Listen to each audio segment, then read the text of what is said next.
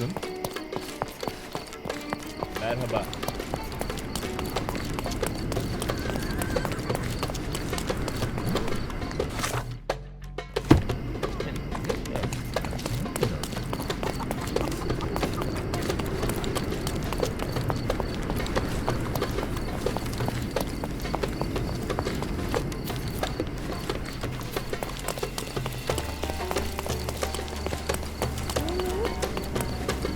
Selam.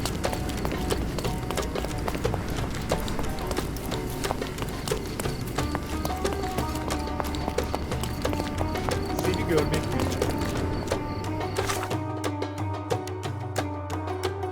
Sıcaklığını seviyorum.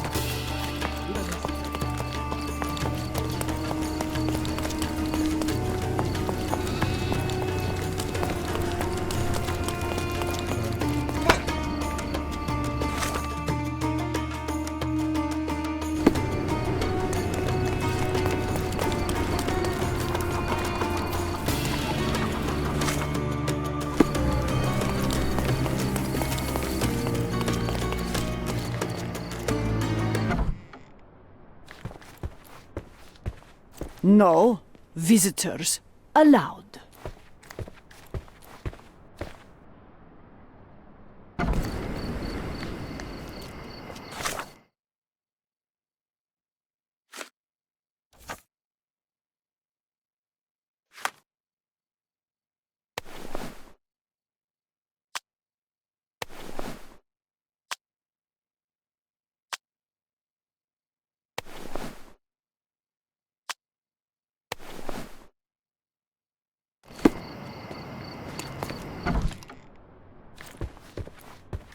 Boniface, sweetie, is that you? Ah, old age does terrible things to one's sight. I didn't recognize you at first.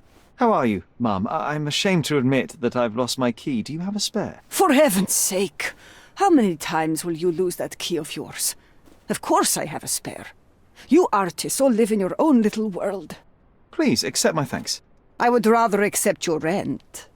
You promised to pay me several weeks ago, and I'm still waiting. I will pay you, I promise, very soon. You'd better do, my dear. Or else I'll just change the lock. And I won't fall for those cow eyes.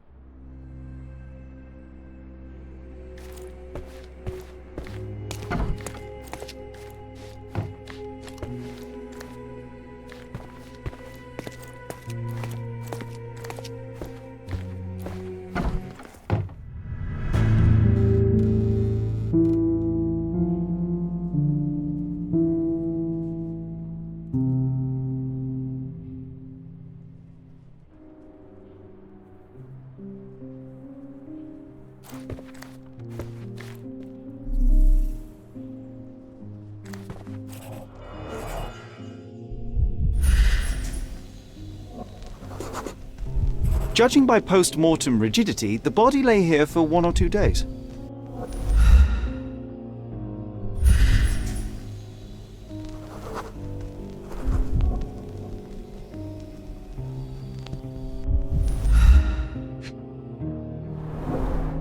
The wound is precise. It was inflicted by a razor or a knife. Soaked in blood. It seems as if the puddle of blood was here before the rags.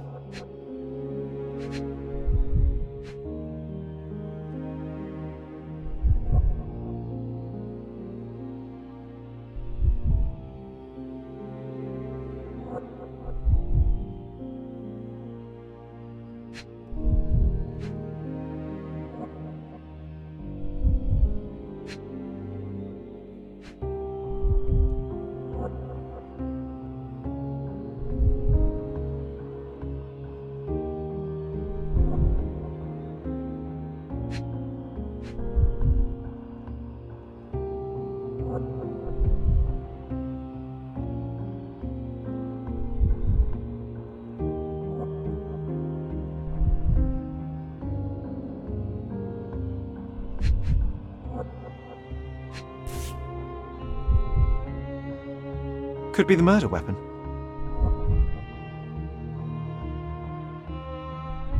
A normal kitchen knife.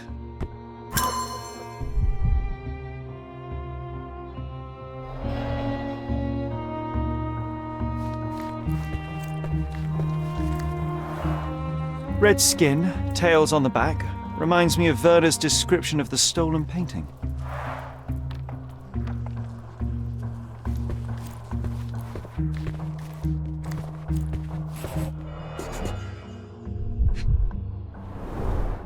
I wonder where he got that fancy camera.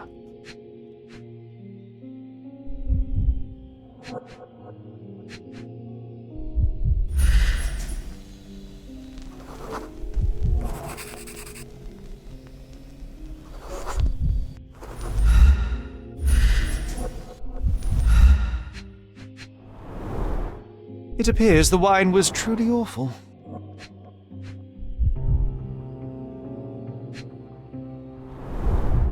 Despite the overall tendency towards mess, you cannot sit with the drawer pulled out like this. Someone left it after searching.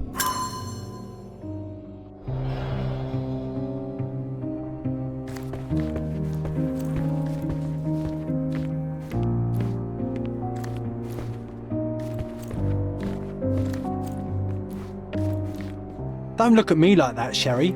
I will not touch that dirty floor.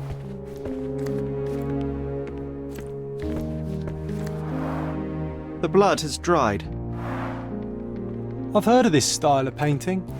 It is called expressionism.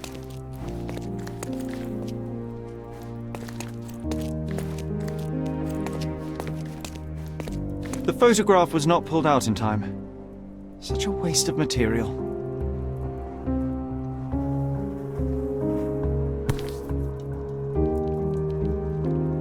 Look at this, John. Isn't it our stolen demon?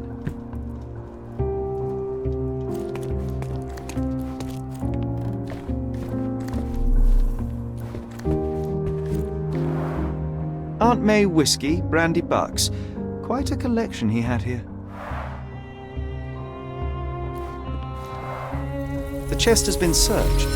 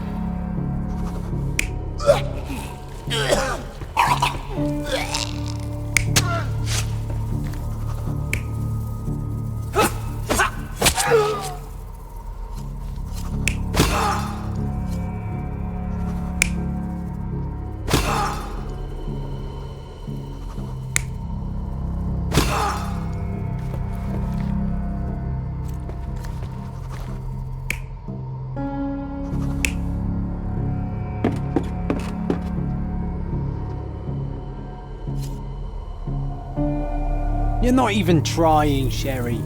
Concentrate.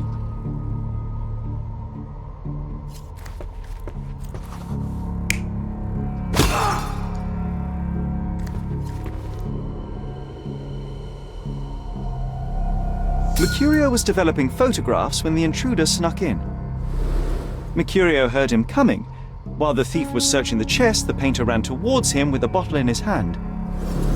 He smashed it across the thief's head. The intruder had no choice but to defend himself, and the weapon of opportunity happened to be a kitchen knife. Mercurio stepped aside to grab the painting, but the wine-blinded thief attacked Mercurio's throat. When the thief came to his senses, he saw Mercurio bleeding on the floor. He grabbed the rags and tried to bandage him, but it was too late. Why did Mercurio attempt to snatch the painting in the middle of a fight? To strike the intruder? Not with his painting, it was too important to him.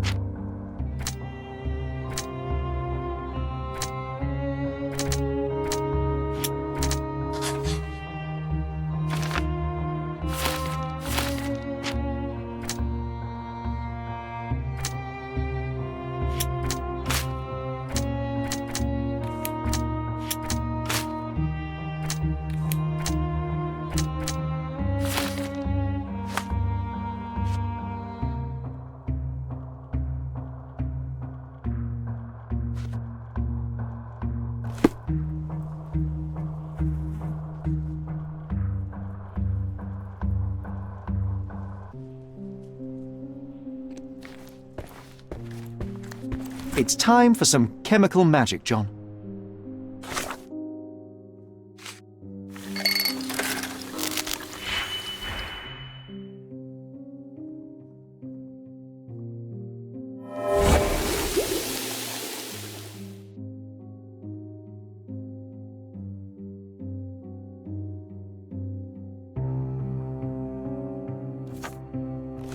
That doesn't look like the painting we need, Sherry. As expected, but that doesn't mean it won't tell us anything. Let's put it on the easel where it belongs. I guess this is his most ordinary painting.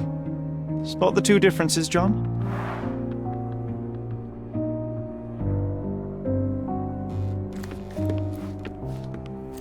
If the intruder didn't take it, the skull should be somewhere here.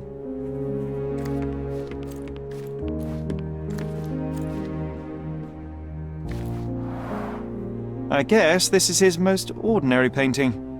Spot the two differences, John?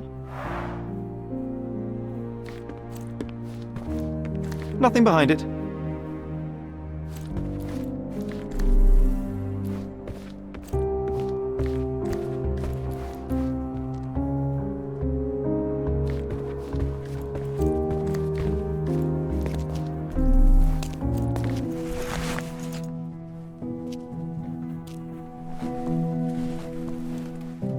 Monster was actually a man. Poor girl. John, you ought to be thrilled. We are now hunting the devil himself. What were you saying, Sherry? I was too busy sketching the scene, you know, crimes and such like, daily routine. Did you find something? A photograph.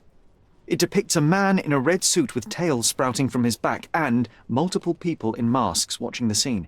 It all adds up. But the act of love, it wasn't given willingly, John. It was a violation. And the girl, she was with child. Give that to me now. Did you recognize someone? No. Although the victim is not from Cordona, she is African. Look at the ritual scars on her face. Get that image out of your brain. You have to continue the investigation. I must speak to the landlady. Perhaps she saw or heard something. Sherry, you cannot tell her the truth about Mercurio. It will hurt her. John, that's illogical. Sooner or later, she will come here and discover a corpse, and I still need to talk to her. Just avoid mentioning corpse, all right? Stick to the character, tell her to call the police. I'll take that into account. And wait here. I've redrawn the people in the photograph. Now you can proceed with your investigation without those horrific details.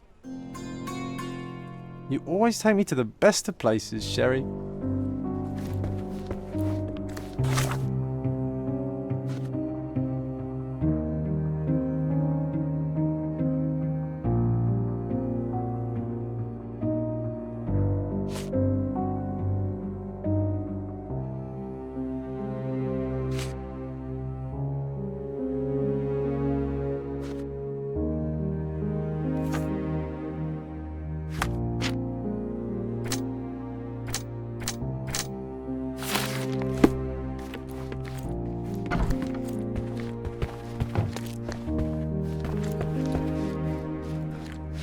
What's wrong, dear?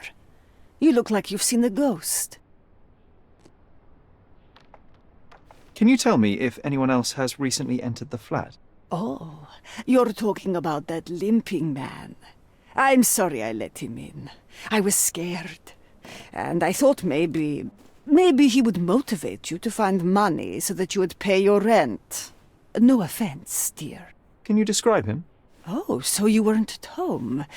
I was so certain you didn't leave your flat that day. He was of average height, had a limp and a tattoo on his neck, and he was smoking Malpal cigarettes. My husband used to smoke those. They have a horrible smell I can recognize from a mile away. Can I ask a favor? Of course, dearie. Please call the police and ask them to enter the flat, and don't look inside until they come up. What? What trouble have you stepped in this time? It really doesn't matter. Thank you, Mum.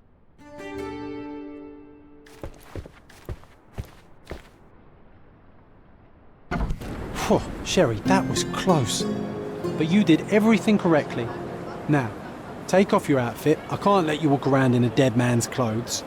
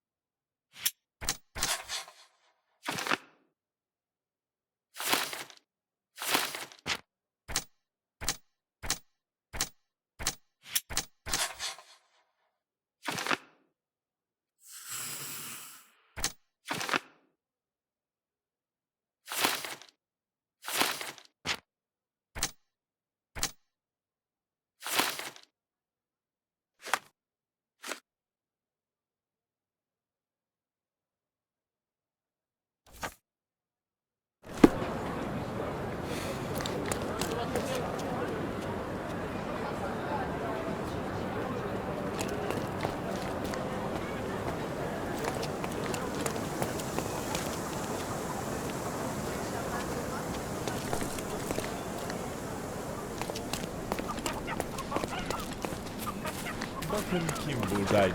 Excuse me, just one question. Sorry, but I never heard of this. Naber? Merhaba. Hı. Nasılsın? Do you know anything about this? I cannot be of help, sir. Someone else might know better. You obviously haven't thought this all through. Or are you just annoying these people on purpose?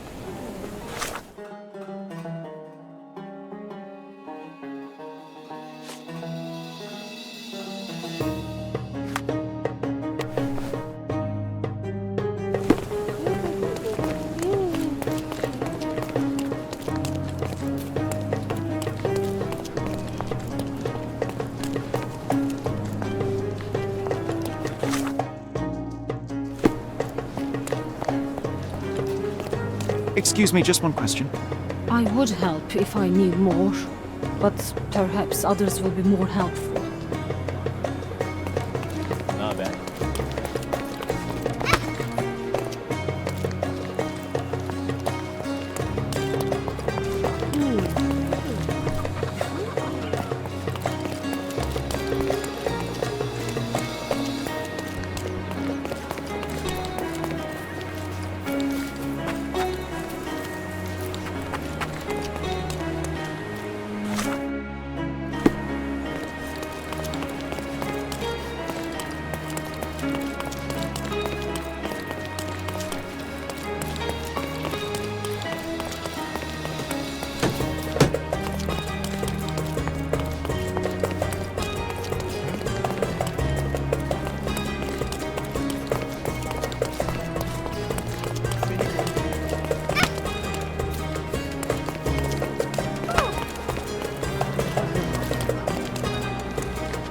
Can I ask you a question? Oh, I've heard talk.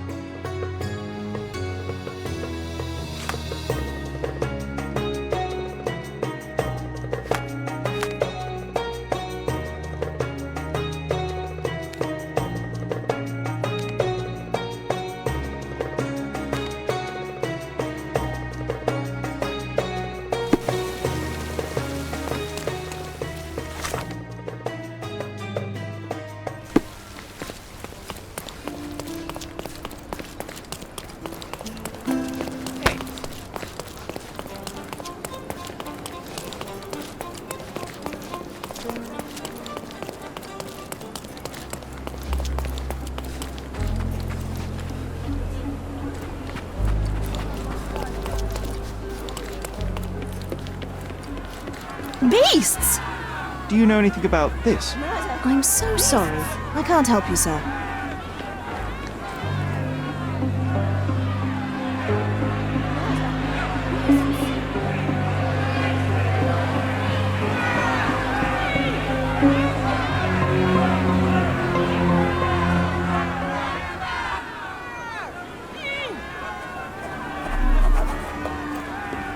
Murderers! They're completely livid.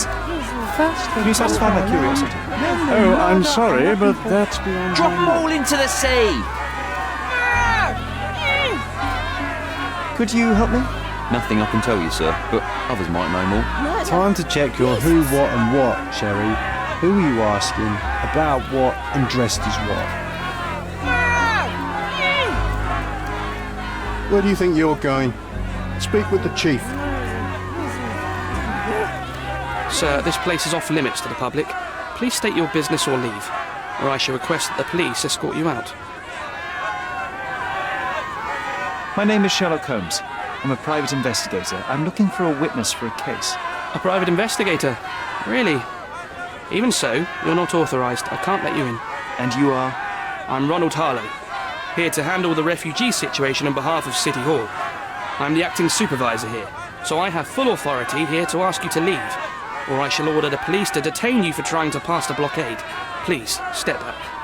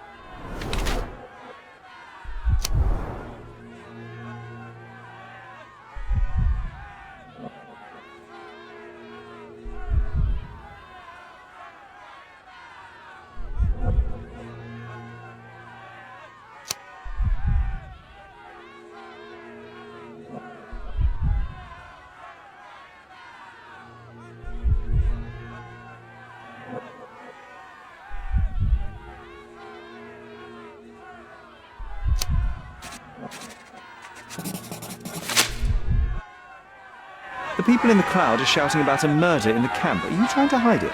It's mere assumption. I assure you that the situation is under the police's control. If it was under control, if there was no dead body, you wouldn't be as nervous as you are. You would be sitting in your cosy dark corner of the City Hall room doing nothing as usual.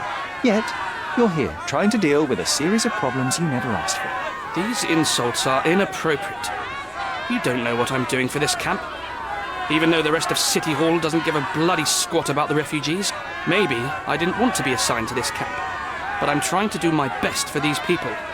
If not for my work, they might not have any shelter or food even. I apologize, Mr. Harlow.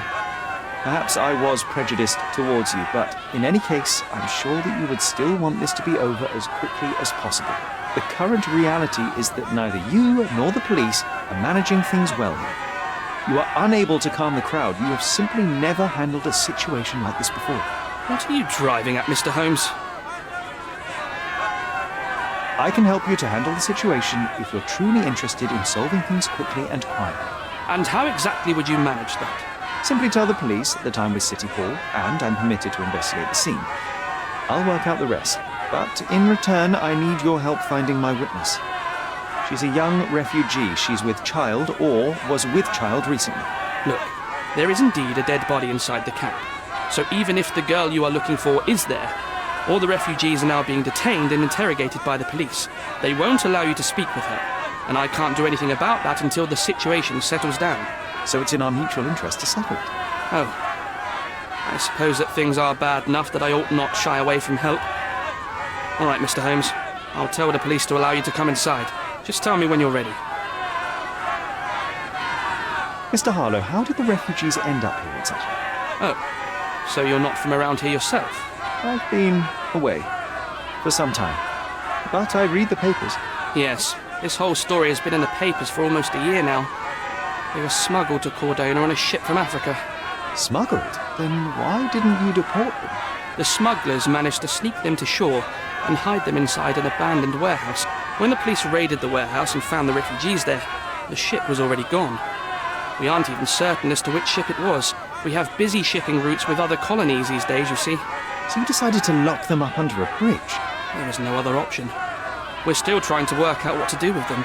I only hope we'll find a humane solution and not put them on a raft and float them out to sea. Mr. Harlow, what exactly do you do here? What are your responsibilities? What I do and what I am responsible for are two different realities, Mr. Holmes.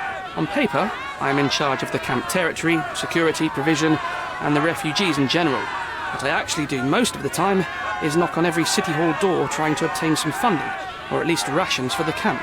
The police here on City Hall's behalf too? They are, minus those who came here after the body was found. The governor won't let the refugees disperse into the islands, so there's a significant police presence guarding the camp. Naturally, they answer directly to the police. I have some influence here, but I'm not their direct authority. I'm ready to take a look at the scene. All right. Go inside the camp and find Inspector Tewkesbury. He's the officer investigating the scene. Tell him I sent you. Say you're an independent expert from City Hall. He'll fill in the details for you. I'll find my way with words. Thank you, Mr. Harlow.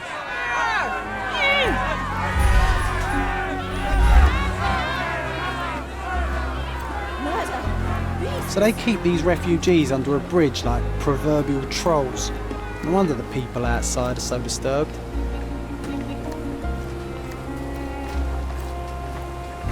Who the hell are you? How did you get in here? Mr. Ronald Harlow let me in, sir. I'm Sherlock Holmes, a surveyor of refugee affairs with City Hall. You're Inspector Tewkesbury, I presume? A surveyor?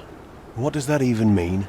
In short, I've been sent to conduct an extensive report on the incident for the Colonial Office and to assess all the damage inflicted on state property. Got it. Another paperworm sent to count money and get food for archive mold. Go on, look around, but don't make yourself too at home. As if I didn't have enough problems before you appeared. Could you first tell me what happened here? What happened? People from the bridge above the camp heard a woman screaming and saw a mass of refugees attacking a man. Clearly not a refugee. When the camp guards came by, the man was floating in the sewage canal with a knife in his chest. Bam. A murder. Big news for Cordona. I'm sure. Thank you, Inspector. Did you learn anything about the dead man? The fellow looks like a thug. I've had dozens like him fished out of the sea over the past 20 years. Ever since these refugees arrived, there have been people on Cordona with bad blood in them. My best bet is that this thug had something against them too. And no clue as to his identity? He had some items on his body, but nothing to indicate who he was or where he was from. I think I should catalogue his possessions in my records. Go on. They're on the table near the body.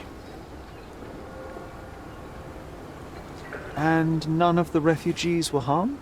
One fellow was cut. He's lying over there near their kitchen. He's in a bad way. You mentioned a woman screaming who attracted the bypassers on the bridge. Was she harmed? No, she's all right, but perhaps the whole debacle started because of her. She started wailing and the refugees stood up for the girl. And where is this young woman now? Back there in the shacks, same as the rest of the refugees. She's been questioned by my men, but she's just some refugee girl. Can't understand much English. Do you have any suspects yet? You're joking, right? I've got a whole camp full of suspects. And if you ask me, this bloke had it coming. Better bury him and forget about the whole thing. And now there's a crowd gathered at the camp, and my superiors say we must thoroughly interrogate the refugees. At least those who can understand any English. Do you believe that your superiors wish to get rid of the refugees? I think that both our superiors would rather keep the story quiet. Since that's an unaffordable luxury now, they're looking how to protect their public image. That's why I have to waste my time waiting for my people to turn every stone and befriend every refugee.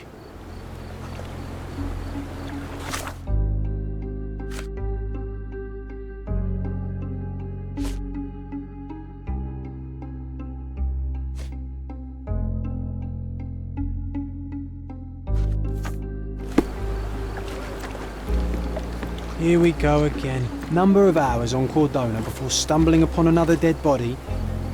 0. These events have fractured into so many pieces. But I know you can collect them all, Sherlock.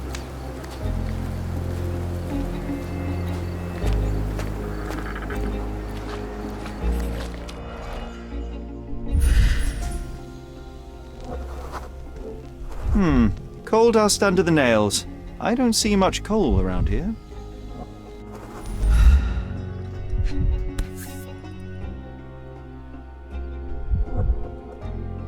A steel dirk, sharp, a common accessory among sailors and soldiers. I'd say the blade penetrated upward, however the wound is too messy to be certain. An interesting tattoo. Does it mean something?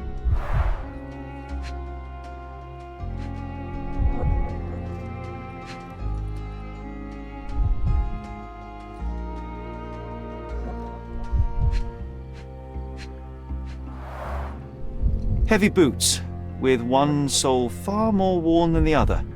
This man was limping John. A violent death. But this man, limping. Coal dust. I think we're onto something here, John.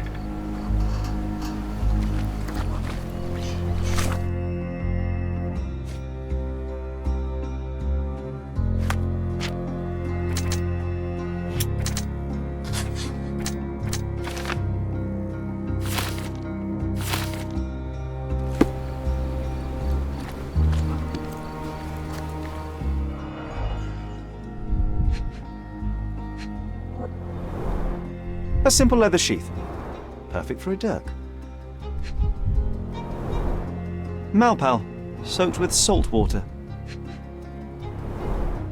£1,000. A fair sum, especially considering British currency isn't very common in Cordona.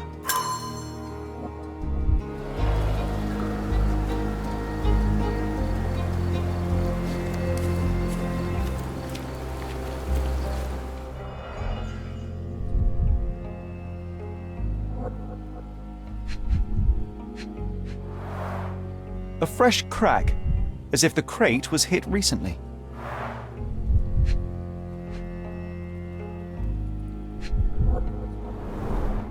Someone bled profusely here.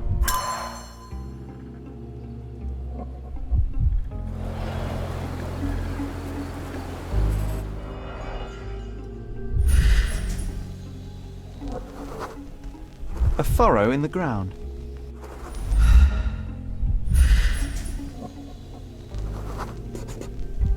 A blood trail leading to or from the canal.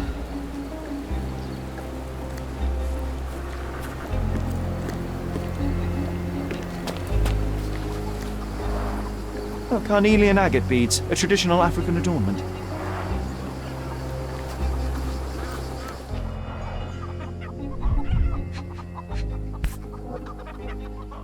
It might have been used as an improvised weapon. No hint of blood or impact. The blood sprayed off the blade after the strike.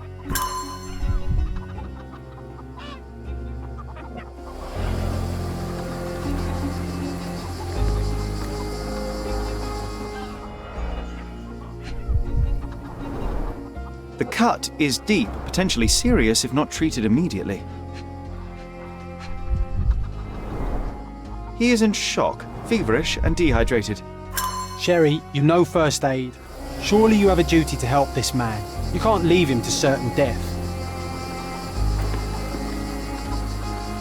May I ask you something? Nothing I can tell you, sir, but others might know more. I think we can find all we need here in the camp. Let's have a good look around.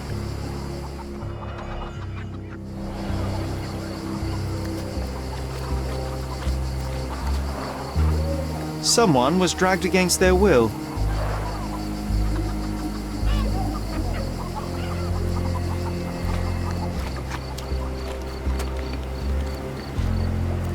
These events are fractured into so many pieces. But I know you can collect them all, Sherlock.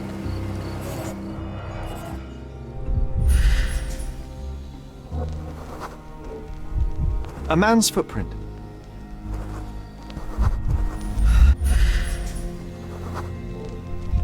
A heavy boot with a worn-out sole.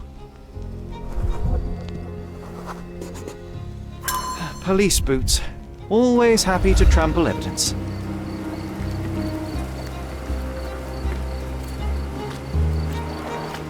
Clearly a left handprint here. You know what? I'd like to understand. What? How did our dead man end up inside the camp in the first place?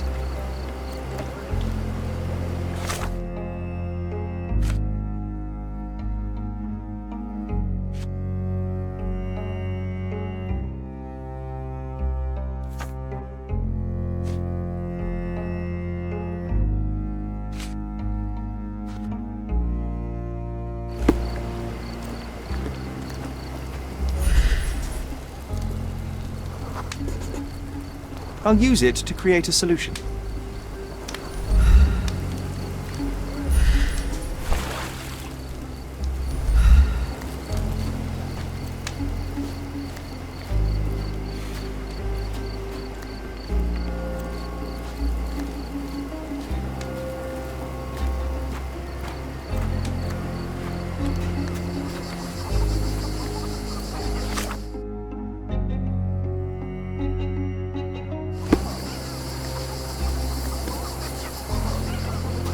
The refugees have been detained and will not leave until all the circumstances are clarified. That will kill, not save him.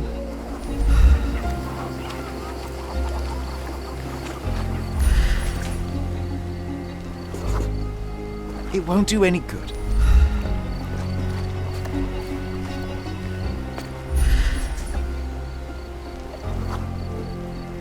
Just washed. Better than nothing to bandage the wound.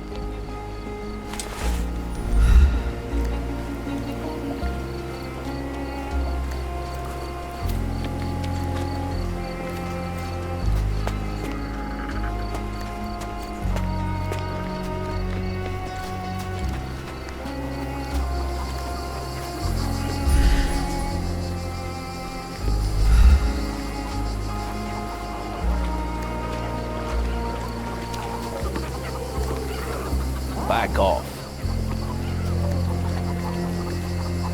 No one deserves to end up in a place like this.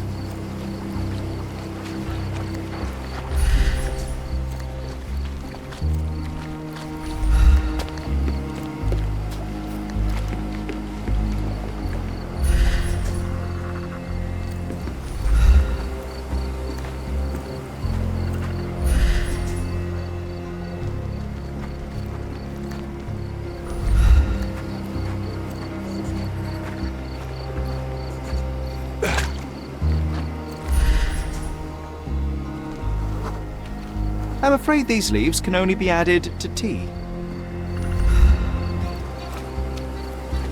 You know, Sherry, it's dawned on me to not clown around with knives anymore.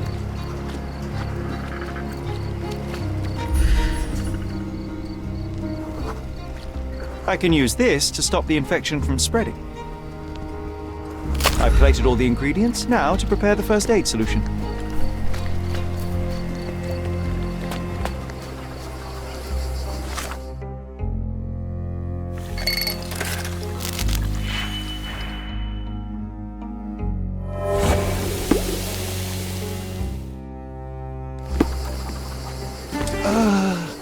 Thank you. This should make you feel better, my friend. Now remain lying down and drink as much water as you can. Well done, Sherry. At least he won't die from the infection.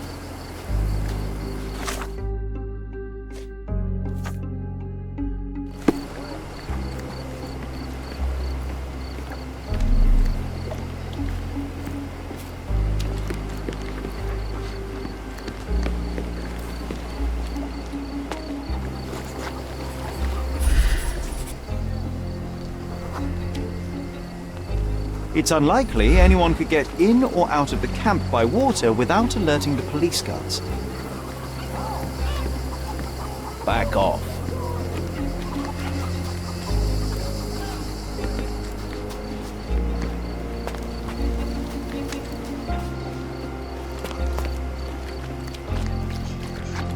If they find out about the passage, everything will go to hell.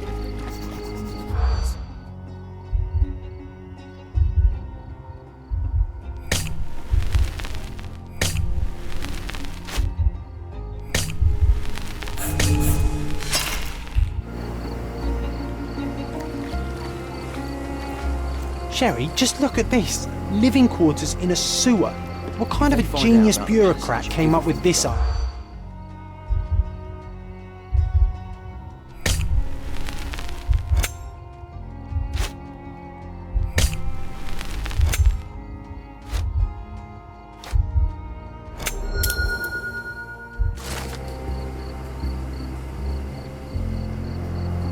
Nobody will know anything if you keep your bloody mouth shut.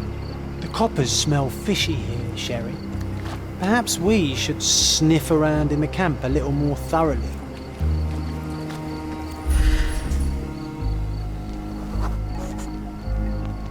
Sealed shut. I doubt our man could get through these grates.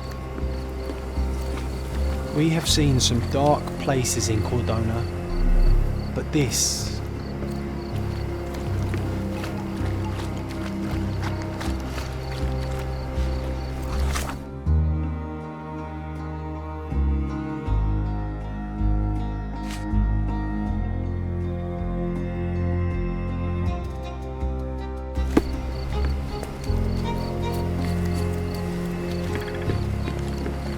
You still here? I'll just look around and do my paperwork. You won't even notice me. I wish.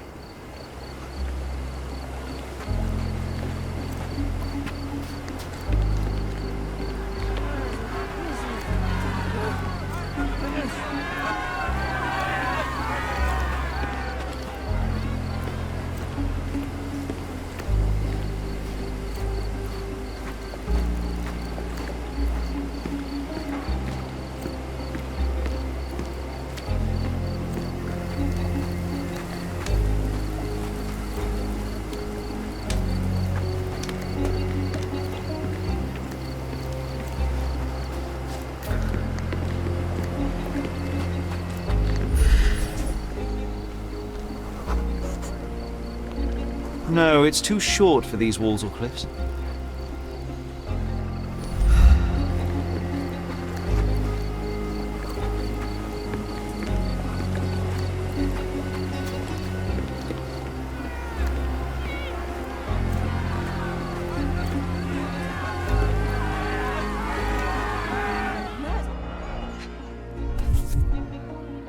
A single Malpal butt.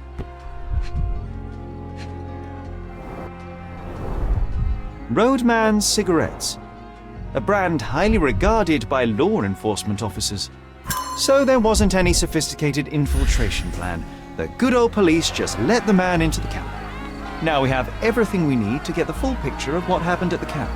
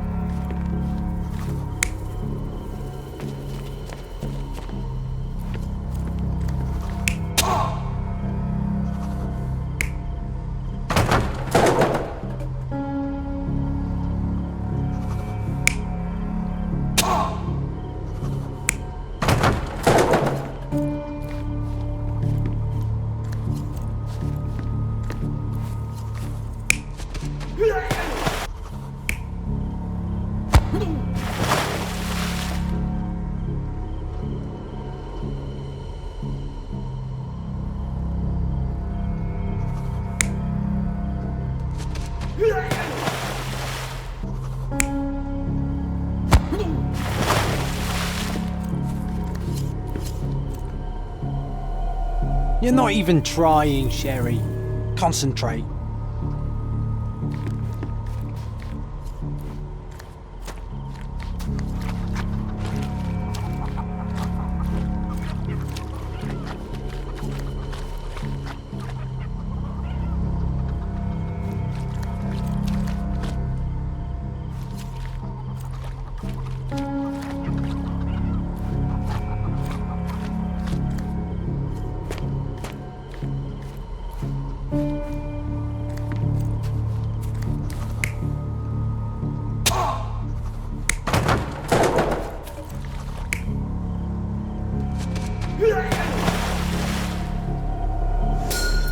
So, we have a thug who came to take a refugee woman with him. She resisted, but he dragged her by force.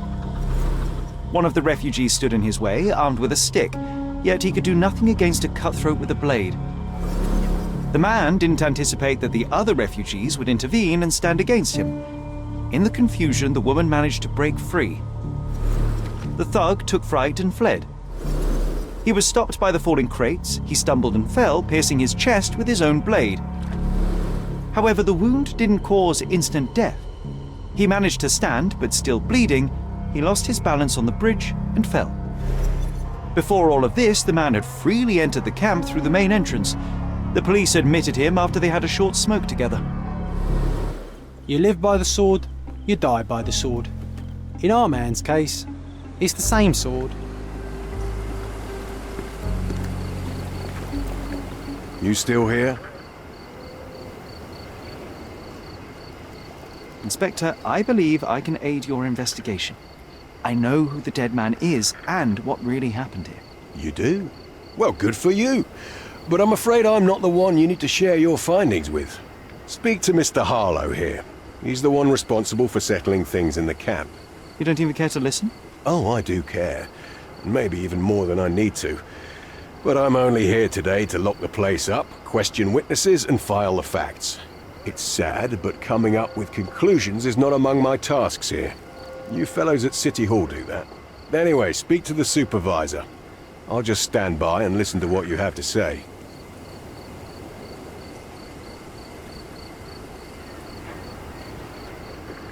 I'll just look around and do my paperwork. You won't even notice me. I wish.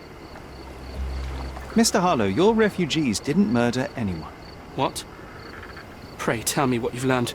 All right, listen carefully. This might solve one problem for you, but will create a few more. Oh, well, that's a great start. The man came to the camp intending to kidnap one of your refugees, a woman. What he didn't expect was that the refugees would stand up to protect the woman. A brawl had broken out. In the chaos of it, the man stumbled over those crates and fell on his own blade. How do you know he fell on his own blade? The wound in his chest was inflicted from an unusual angle. It was not an offensive stab, shall we say. The refugees didn't touch him. And judging by the blood at the scene, the intruder managed to raise himself but was unable to walk very far. He ultimately fell into the canal. But how did he sneak into the camp? Why didn't the police see him? And this is where your new problems emerge, Mr. Harlow. What do you mean? You're not a dull-witted man. You know what I mean. There is no feasible way to get into the camp without the police guards knowing of it. The pile of mess I had to sort out has just become bigger, but somehow that doesn't surprise me. Anyway, I thank you for your help, Mr. Holmes. I'll take it from here. Meanwhile, I'll make sure the police aren't detaining the refugees any longer. You can go back in and look for your witness. You think one small clock can make any difference in this place? Who knows, John? Just one ill-fitting cog could make the whole machine crumble.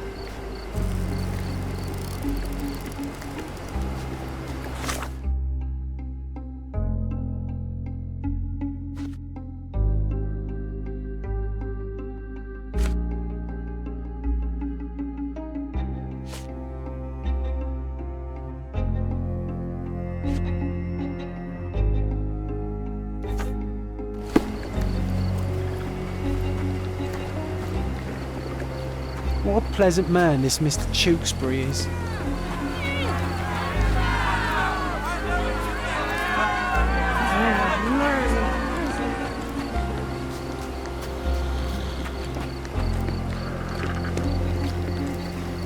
Do you know anything about this? They often take us from the camp to work. Most don't mind, though. It's the only way to get a glimpse of freedom.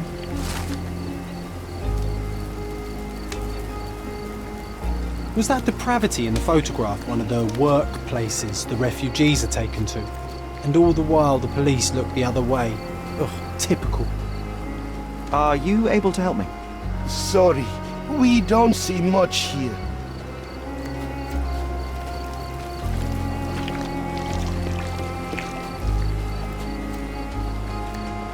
May I ask you something? Sorry. We don't see much here. This isn't working. You might need a different tack. May I ask for your assistance? Sorry, we don't see much here.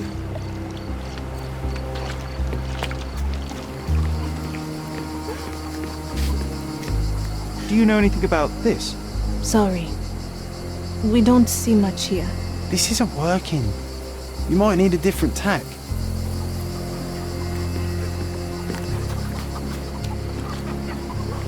You're the one who tended to our man's wounds. I thank you greatly. The police didn't allow us to help him. The police will leave you alone now. I've proven to them that the man who came into the camp died due to his own foolishness. Thank you for standing up for us. But nobody would help us without a reason. You're here because you want something. Yes, I do. I need to speak with the girl drawn here. The dead man came for her too. He wanted to take the girl away, but we won't allow her to be hurt again. What do you want from Nayla? Nayla. She was hurt some time ago. I'm here to find the people who did this and bring them to justice. And to find them, I need Nayla's help. Will you let me speak to her? Justice. There's no justice on this land. But you helped us, so maybe your words are not empty. You can speak to Nayla, if she wants it. But I will be watching you. Hello, Nayla?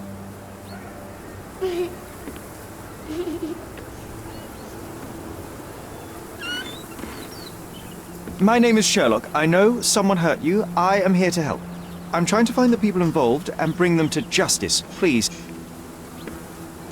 There is a photograph, and I'm sorry, it is terrible, but I simply must ask. Where did this happen? What can you tell me about these people? Christ, Sherlock. Nayla, I'm sorry. I'm not very good at this. You come here for me, but you are rude and cruel and condescending. A cross. The man had this cross. Now go away. Leave us be. I do not need another white man's help. Oh, glad that wasn't me. Not my best work, John, by a long shot. Nayla doesn't want us meddling. I'm starting to wonder what this all achieves. But she helped you anyway. Now we know that maniac's face and the cross he wore, we can still catch him.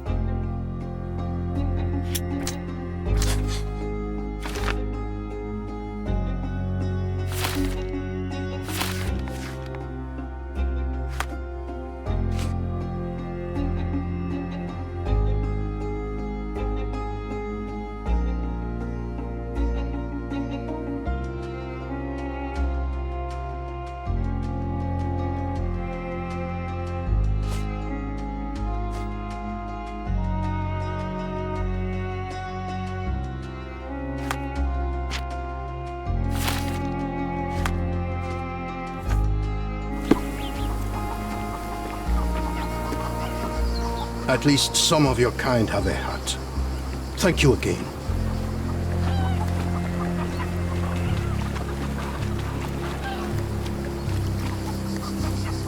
No one deserves to end up in a place like this. May I ask you something? Sorry. We don't see much here.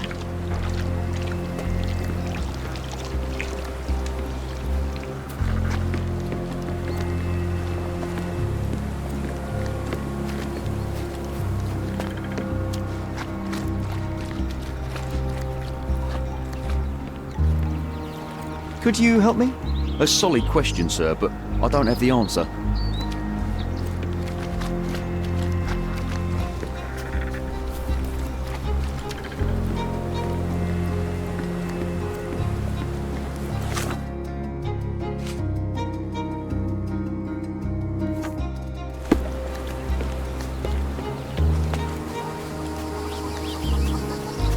At least some of your kind have a hat.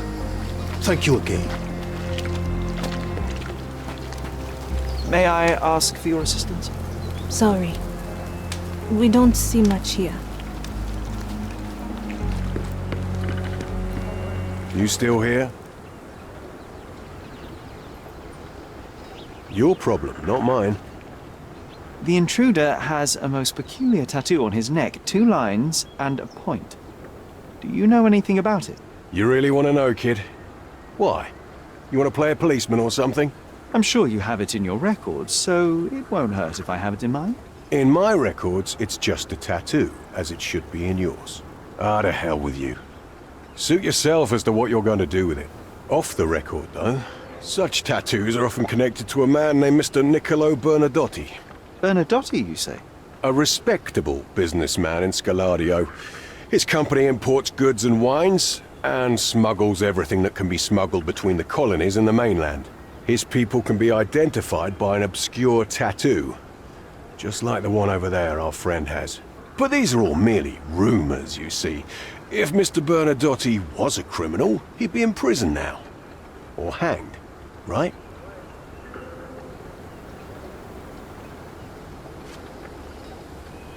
The guards at the sewers were speaking about taking refugees out of the camp. Do you know anything about this, Inspector? Less than you do, obviously. And this doesn't bother you as an officer of the law? I can neither punish them nor put them on the right track, if that's what you're asking. Maybe your friends at City Hall could do something about it, but I seriously doubt that. To be honest, I'm sick and tired of being frowned on for my uniform. If those fine gentlemen you've eavesdropped on are in some shady business, that's on their heads. So there's a smuggling ring in the camp. This wasn't the first time that someone freely entered the camp to take a refugee out. At least it was certainly his last time. My gut tells me that we'll learn more about this ring when we find out where the thug came from.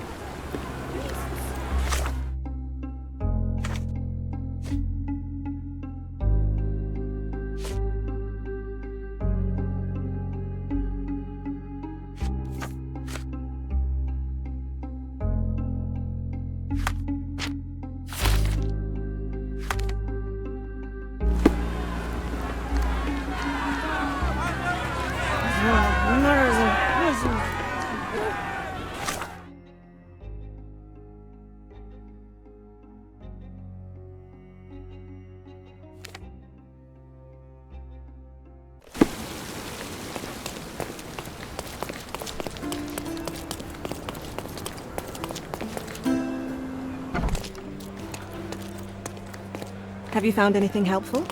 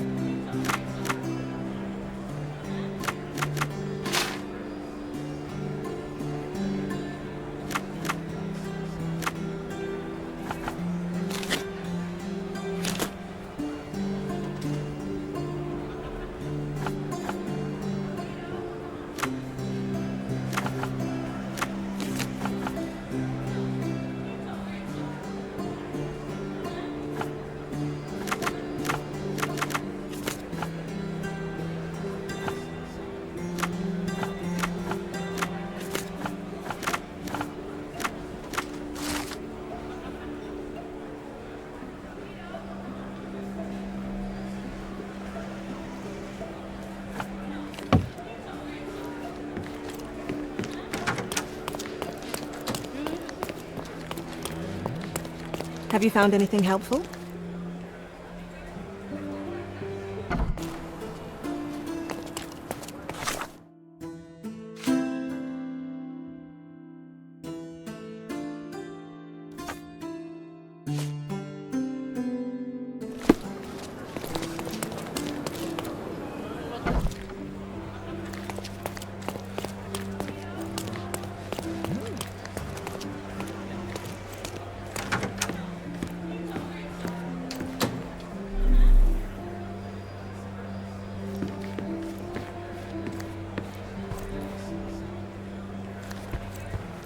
If you're here on matters of signing up for military service, come back tomorrow.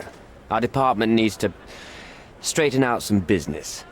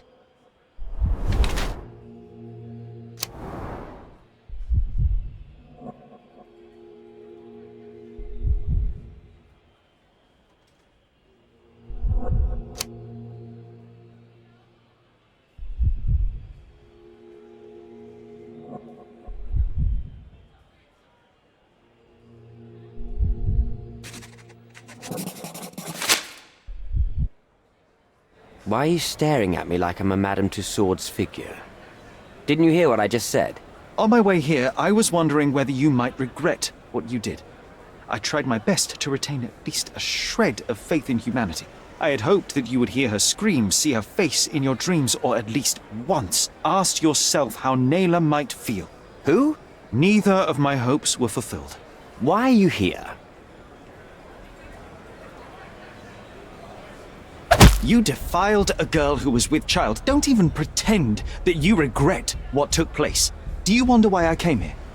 It is because I am disgusted with people like you, and the only way in my mind to rid the world of your ilk is to see you hanging from the gallows. All right, all right. Is it about money, as you said in the letter? I have it, all right? There's no need for violence. I've never written a single word to you. As you can see, I have a more direct approach. That letter, it wasn't from you. So what do you want? Answers, to start with. Fine. I suppose now we have a nice long talk. Do you drink, Mr. Sherlock Holmes. And I do not. Shame. All the best discussions are accompanied by a glass of whiskey. But out of respect for you, I won't drink either. Respect? That's an unusual word in your mouth, Mr. Where are my manners? My name is Thomas Norton, a British envoy in Cordona on a military mission. So, where do we start?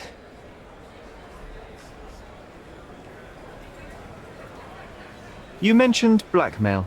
Tell me about it. All right. A couple of days ago, I received an anonymous letter. It said that in the art gallery at Caravansary there exists a painting that incriminates me.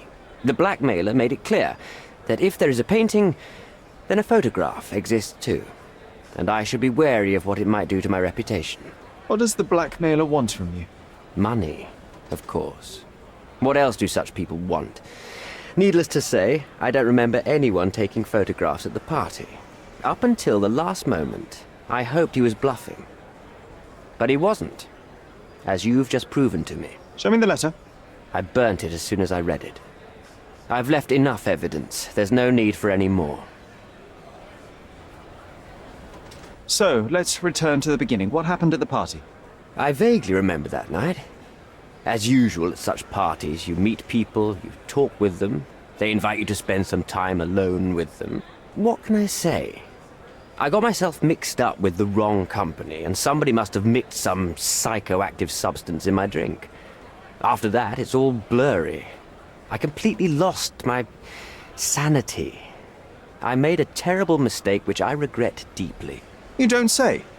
Do refugee girls often appear on the menu at those types of parties? It's rather rare. So you didn't attend the party to engage in an exotic experience involving a vulnerable woman unable to accuse you of assault? I would never have planned such a terrible thing. What happened was just bad circumstance. The painting that depicted you in the image of the devil was stolen by a mercenary. Did you have anything to do with it? I might be a rotten person, sir, but hiring criminals for illicit purposes is not in my daily schedule. And buying the painting in an attempt to hide the crime, is that on your daily schedule? What would you do in my situation? I would never put myself in such a situation. You're young. I could never have imagined myself in my current position. Yet, here I am in front of you. We all make mistakes, Mr. Holmes, and I'm no exception. Boniface Mercurio, does the name mean anything to you? He's an artist, right? The one responsible for the painting that compromises you. I found him dead in his room. Oh, that is bad.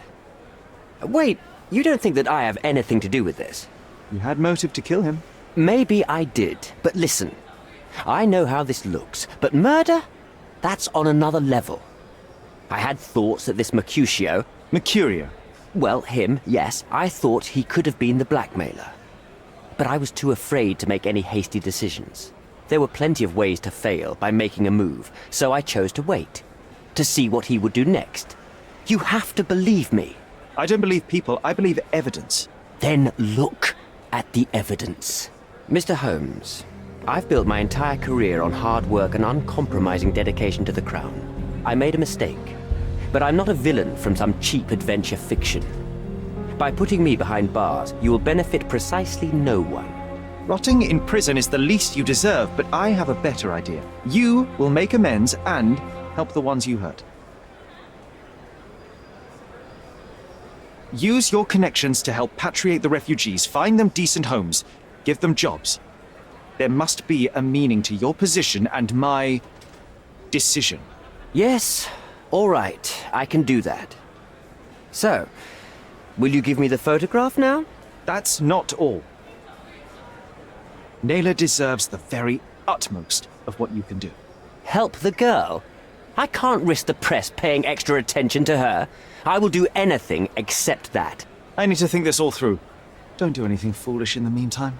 What makes you think you can decide what's best for these people? Such is the arrogance of British imperialism. I take your point.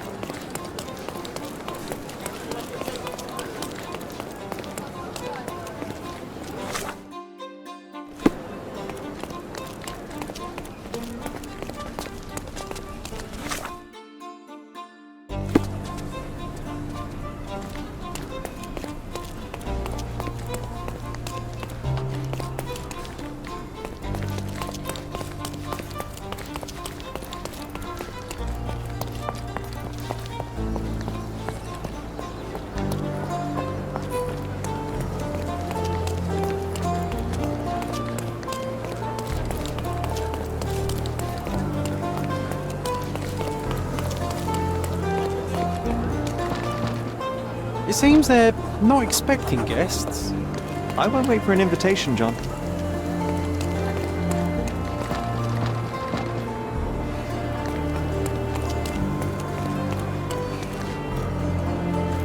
Excuse me, just one question. Oh, I'm sorry, but that's beyond my knowledge.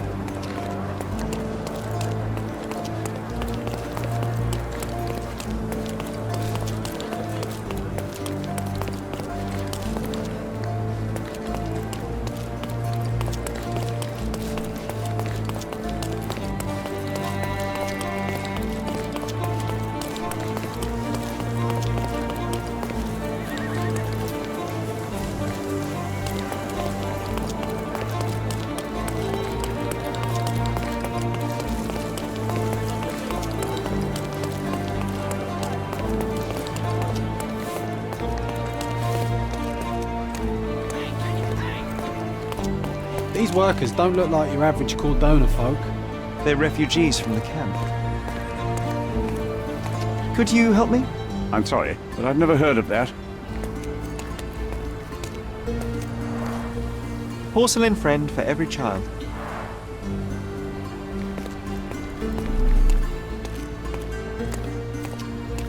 Shipped from Cape Town. The wine route from colony to colonies. An essential remedy against sea scourge on any ship. That's our way in, Sherry.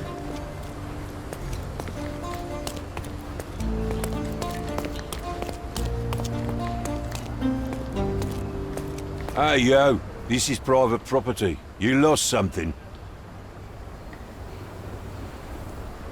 I'm here to discuss business with Mr. Bernadotti. I tried the front door, but... Mr. Bernadotti isn't seeing anyone. You have 3 seconds to walk away or you'll never walk again. Capito? It's in Mr. Bernadotti's best interest to... 1. Listen, the man Bernadotti sent to... 2. I did try to resolve this peacefully.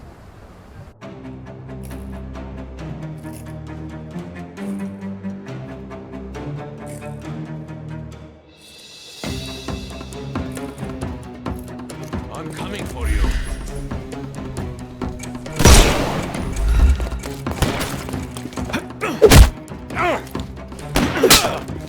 No more crime for you until next month.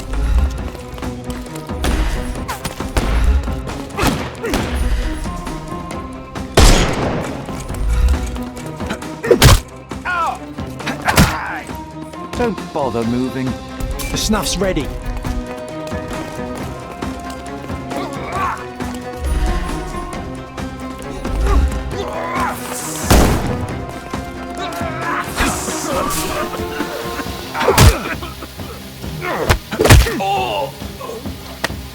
Take a rest, my friend. Give him the pepper snuff. Too simple. The snuff's ready.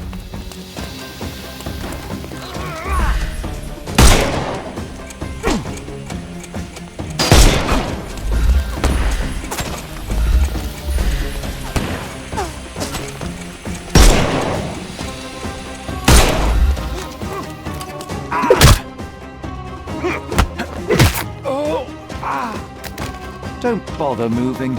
Give him the pepper snuff. I thought we were against murder.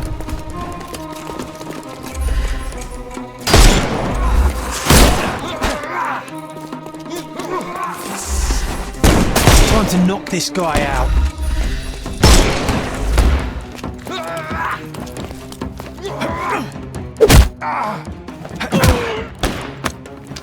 Don't cry. The snuff's ready. I couldn't miss the party. Don't bother moving. Give him the pepper snuff.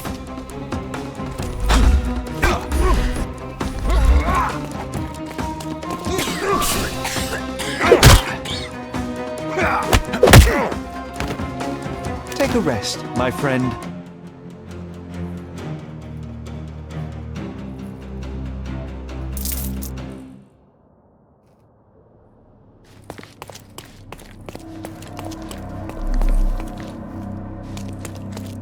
You've disappointed me so much, Sherlock.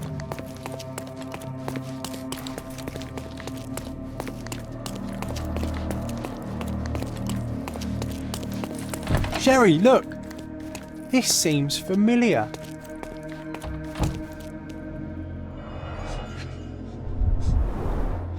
Let's see what's hidden there. Vogel's stolen painting. Isn't it curious how it developed into a much more interesting case?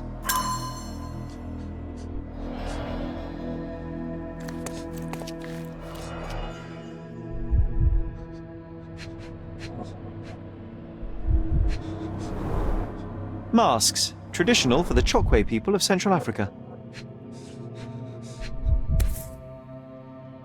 A Dogon statue from West Africa. A century old at least.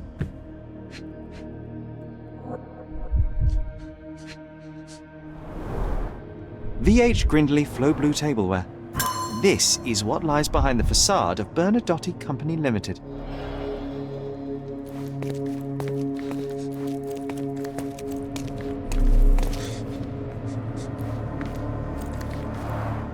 An amazing piece of culture. I imagine many collectors and museums would be interested in having it. No, sir. Don't hurt me. It's all right. I won't harm you. Like you didn't harm the folks on the way here?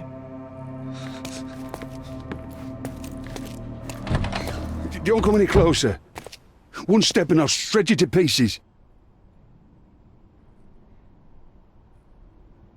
Have you ever tried to pick up your teeth with broken fingers? Righto. Yes. Yep. Well, excuse me, sir. I think I hear... I've got to... It's better I leave. Whoa. Oh, wow. That was as if somebody put my words in your mouth.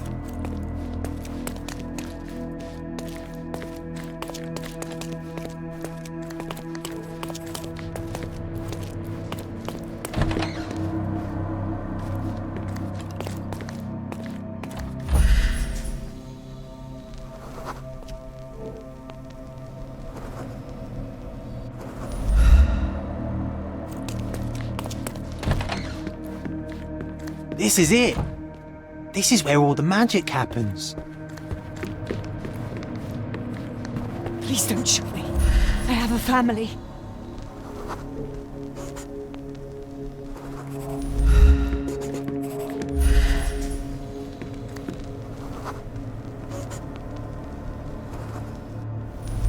Spare me. Spare me. So, you've cut through all the guards just to talk to me. Then come here, and we shall talk.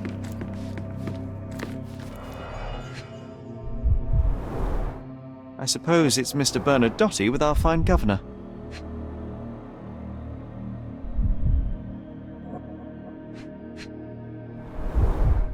(1875) was taken a few years back. John, how many people in Cordona have a photograph with the governor, do you think? You definitely don't have one.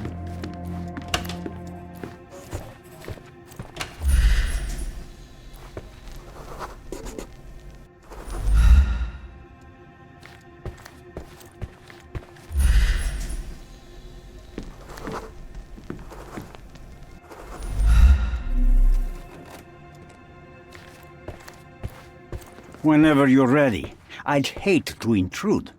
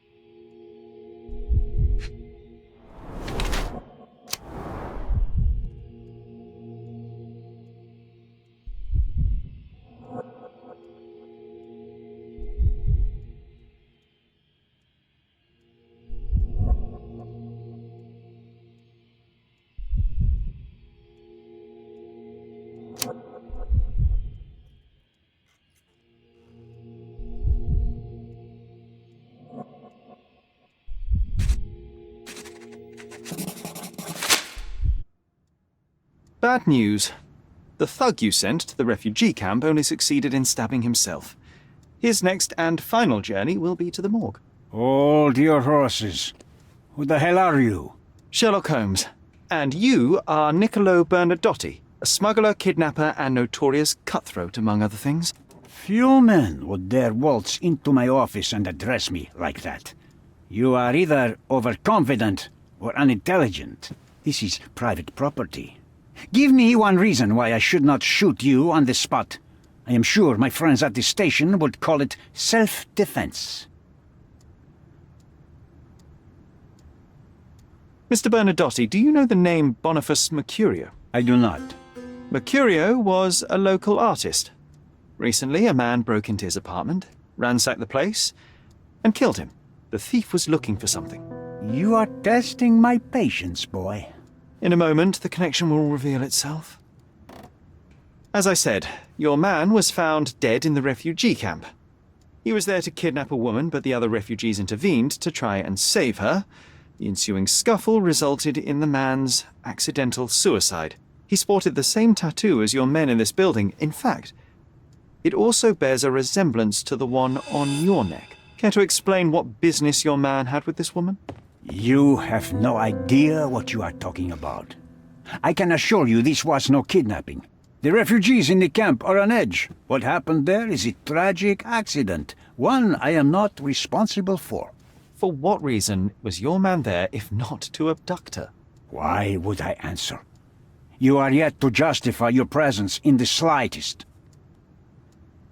I was hired, privately, to investigate the recent theft of a painting from an art gallery. My investigation led me to a man from your organization and, thus, to you, Mr. Bernadotti. That is quite a stretch. Why would I need to steal a painting when I could buy anyone I wanted? Interestingly enough, I spotted the stolen painting in your storeroom. I buy and sell a lot of things, Mr. Holmes. Unfortunately, if this is true, it is not the first time I have been sold stolen merchandise.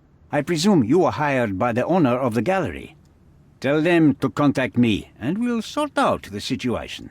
So, this painting is why you broke into my office. So many words, so little action. When you barged into my office, Mr. Holmes, I got the impression you wanted to talk business. Now I see you had come just to talk.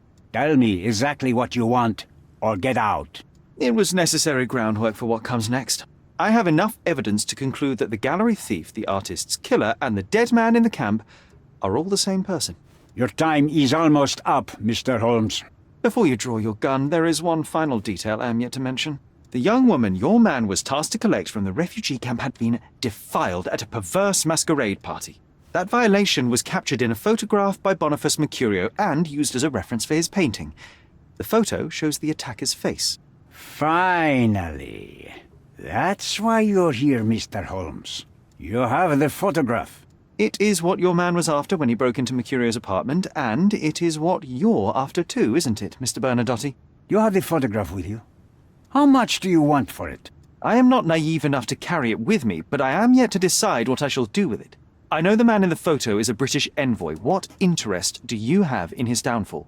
I must admit, I am rather impressed by how comprehensively you have pursued this matter. And so, you deserve the honest answer. My business dealings are often arduous in their bureaucracy. A man in his position, willing to look the other way, could ease my work significantly. In return, I will make sure no one looks his way either. A favor for a favor. Also known as blackmail, the modus operandi of any true professional. It was not originally my idea. Mercurio set things in motion, extorting the envoy for the most trivial of ends. Money. In response, the envoy hired my man to retrieve the painting and the photograph, eliminating Mercurio's leverage. I only learned the whole story after the artist was killed in his home. And rather than extricate yourself, instead you took over Mercurio's venture. It fell into my lap. As a businessman, I simply seized the opportunity. Now, how much do you want for the image?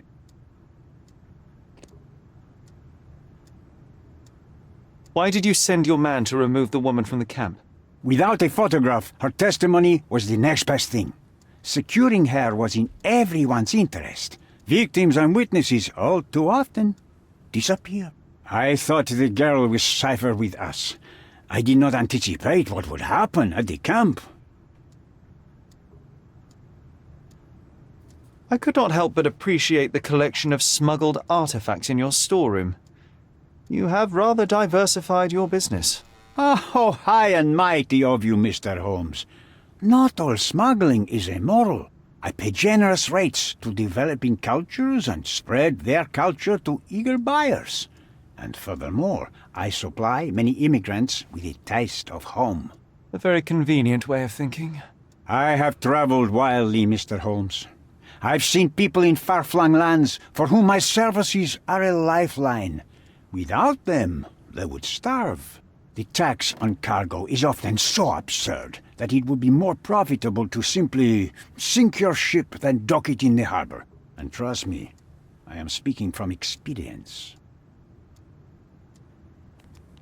I saw refugees from the camp at your warehouse. They work for you. I have made certain arrangements with City Hall and the police. Thanks to me, refugees can work and be paid. It's a pathway to freedom. And how much do you save by capitalizing on their cheap labor?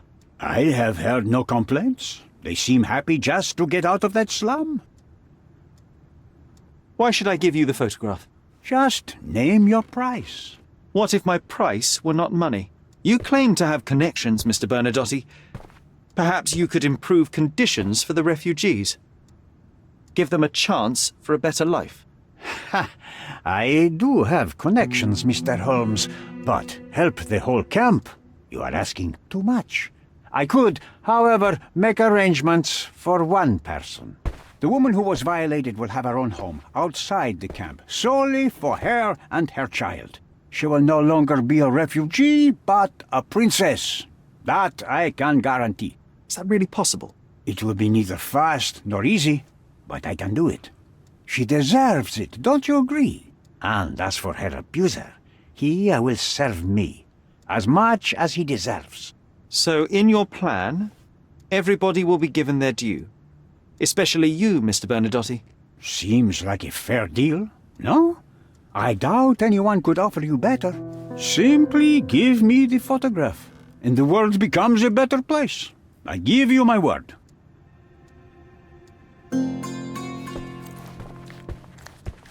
The front door's now open, sir. You can leave through it. If you want, of course. Bernadotte Limited will always look forward to your visits.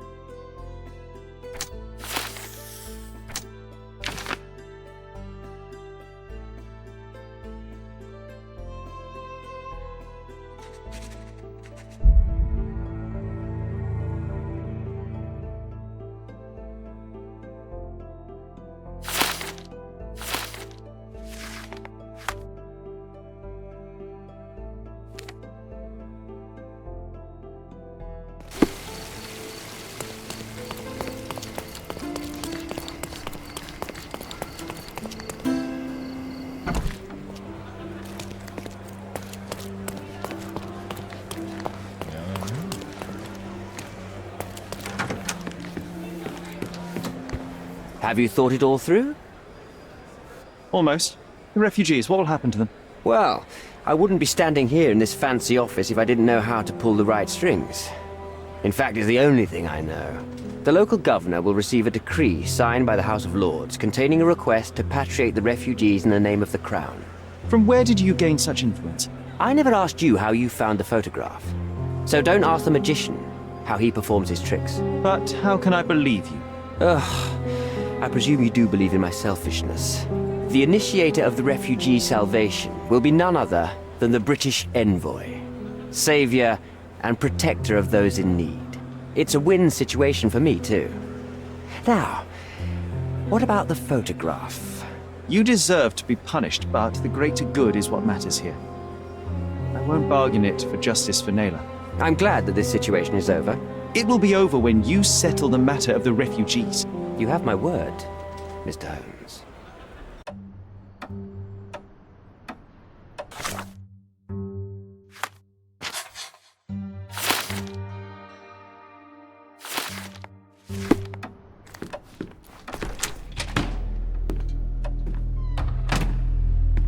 Mr. Holmes, you've returned. Have you uncovered anything new about the theft?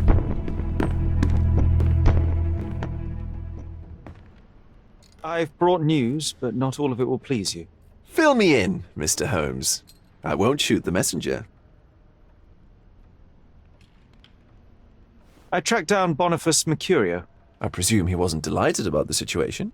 He was not having a good day on account of his murder. Killed in his own flat by the same person that stole his painting. Oh, sweet Mercurio, perishing in the pursuit of his art. How apt. I will miss his exceptional sense of humor. I located the thief, but found him rather cold. He was tight-lipped about the painting, too. Huh, he's dead. How very droll, Mr. Holmes. Warren presumes you were not responsible. It was an accident at the refugee camp. He impaled himself on his own knife. Life is nothing if not cruel and capricious. What about the stolen painting? Have you located it? I found the painting, but I could not retrieve it. Well then, where is it? In Bernadotti's office. Bernadotti? That shady businessman? Why would he steal it from me? I'm afraid you'll have to ask him yourself. I take it you found something more then. What happened to your crusade of truth? Was it not that important after all? No truth will satisfy you, Mr. Vogel. It was not an attack, Mr. Holmes.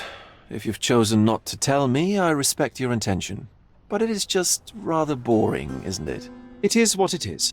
Well, now that we've resolved all of our outstanding matters, I have a gift for you. I took the liberty of having it delivered to Stonewood Manor. I am told it belonged to your mother. And what exactly have you sent me? Frankly, I'm not sure how to answer that. I trust you'll know. Previously, you mentioned there may have been more to my mother's passing than consumption. It appears you were right. Oh dear. I'd hoped to be wrong. She was unstable, mentally unwell. She required sustained, specialized treatment, but her madness persisted. I knew that Violet had disappeared from the public eye, but had no idea of her suffering. I cannot imagine what you're feeling. I'm fine. Thank you, Mr. Vogel. I am curious to see what you have procured.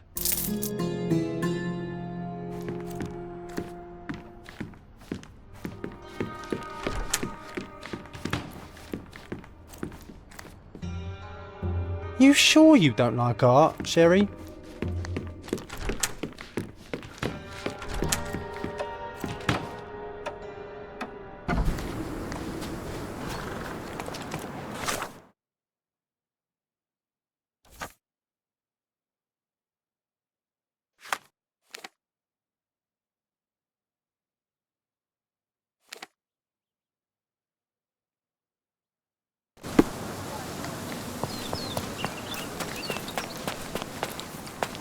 Mr. Sherlock Holmes, I presume?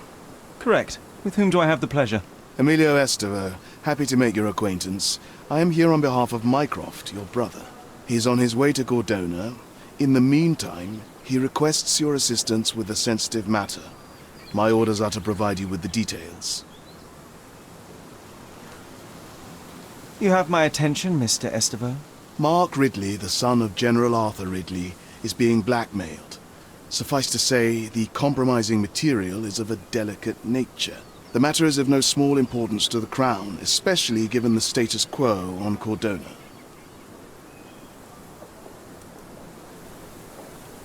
What about the status quo?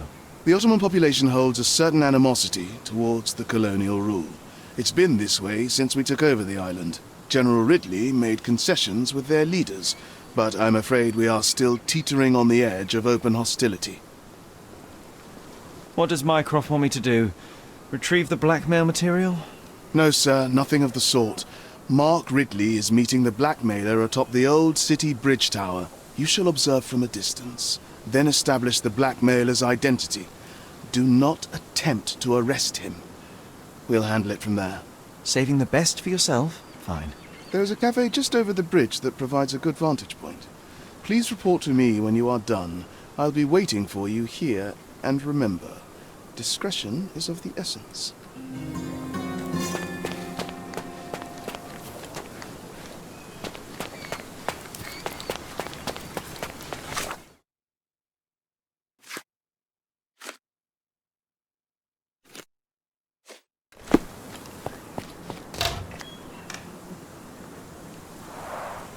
It's a bizarre object, and yet oddly familiar.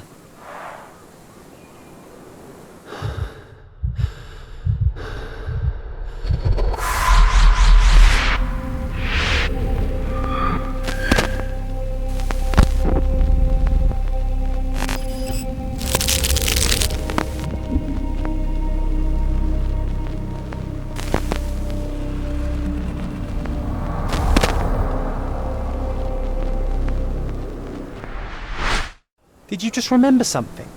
Yes. A room full of curiosities and artifacts. I think I can find it in the manor. Sherlock. So, you continue to pursue the imaginary. I had hoped you might have got all this out of your system by now. Mycroft, what are you doing here? Get out of my house! It's my house, actually. I've come to bring you back. I have no interest in returning, let alone with you. I know you lied about Mother all these years, claiming she was merely ill, but she was unstable. She never had tuberculosis. She was not recuperating, but mentally deteriorating, and you never once thought to tell me. How dare you? I shall not indulge this petulant tantrum. You can just tire yourself out and then slink back to London with your tail between your legs. Just tell me everything! I'm an adult now. Show me the basic courtesy of an explanation. You know I will find out eventually. The goal was stability, and that's what you got.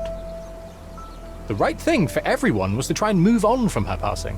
The consequences of one's actions determines what is right or wrong. Yes, exactly. The ends justify the means.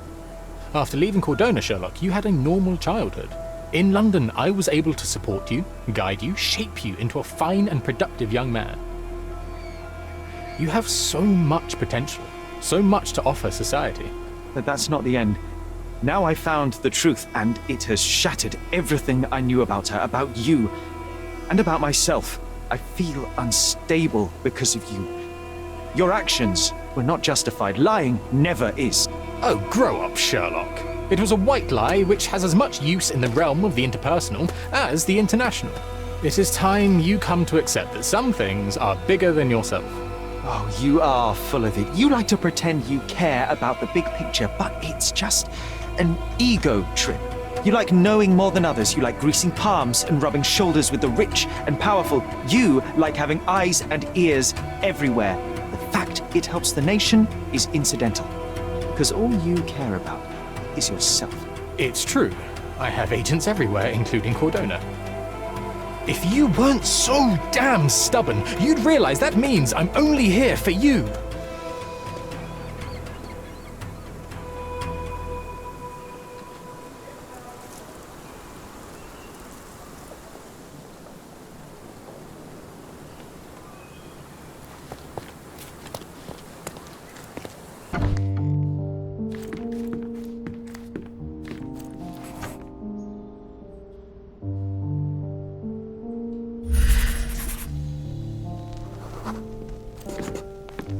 I remember returning home with a pair of perfect sticks. We wanted to turn them into training swords. Oh, that's right. We stood there, frozen, staring at something huge in the main hall.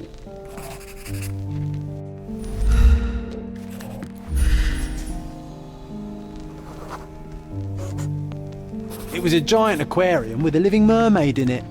Impossible, it must have been something else.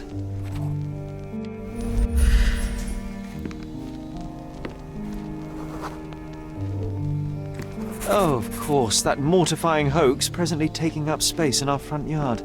Well, fine. Your memory's better than mine. But I'm sure we started examining it immediately. And someone else was around too.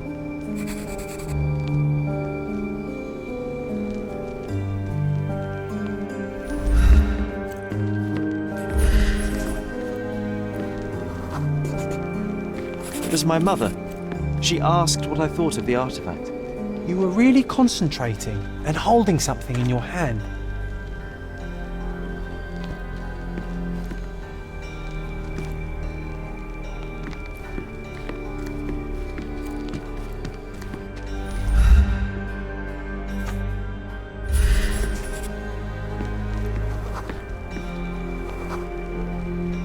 I inspected it with a magnifying glass and was able to confirm it was made of two different skeletons. The mermaid was a fake. And so it was time to smash the thing. Your mother took a hammer and... Slow down, John. That's not how it happened. I remember other people joined us.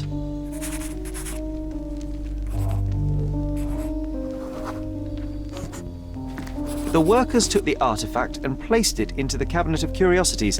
It became part of Mother's collection of fakes. She always said that the truth lies in the details. This mermaid helped me to learn that.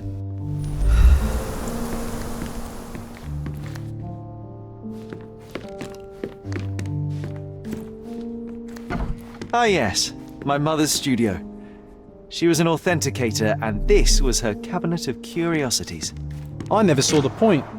Mother said this was among the hunting trophies of a Scottish Viscount. It still exists. So he tried to persuade everyone that his forest was inhabited by these beasts. It would have been thrilling if it were actually true.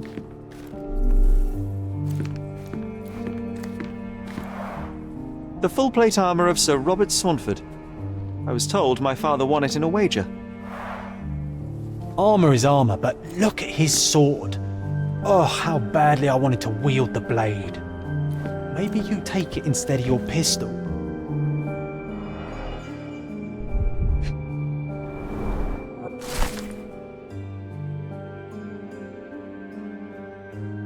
Clearly, it was deliberately torn. I wonder why someone would do that.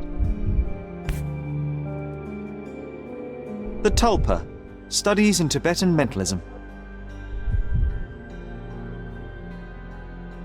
An impressive number of bookmarks. Someone was rather obsessed with this subject.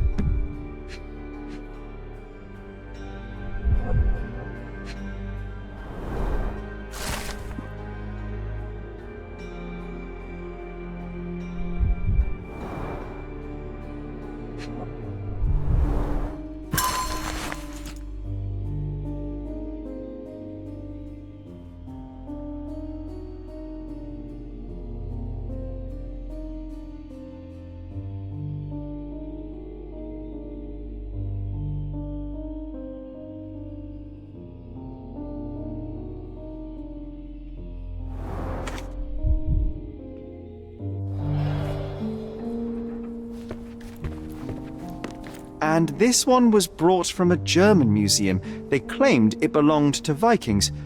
Nonsense, of course. Vikings never had horns on their helmets. The so-called mummy of a Persian princess. The defrauders did good work, but missed one small detail. It's the mummy of a man.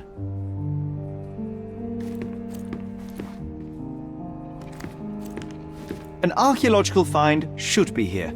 It's far better than beneath the old city walls.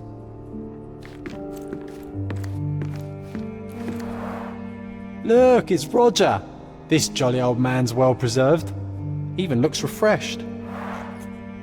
I doubt he drew much interest at the auction. That's for the best. I'd be upset if he fell into the wrong hands. 1852, Bingley, West Yorkshire. This photo caused a lot of fuss. My mother spent some time to prove it was a fake.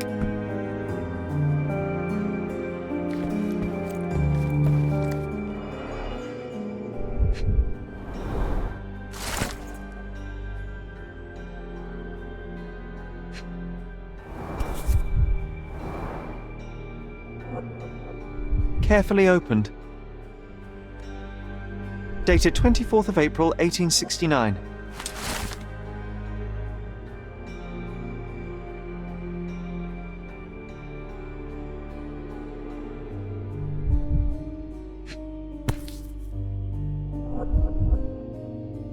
Reliable and driven. I recognize Mycroft's handwriting. Officer Luciano J. Placido. So many calling cards. Mycroft liked to keep useful people at hand.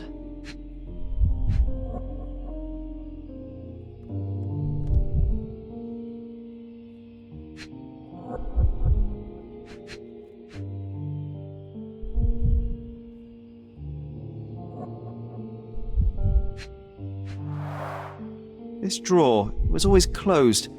Only Mycroft knew how to open it. I remember we tried to break it open and spy on him, but alas, had no success.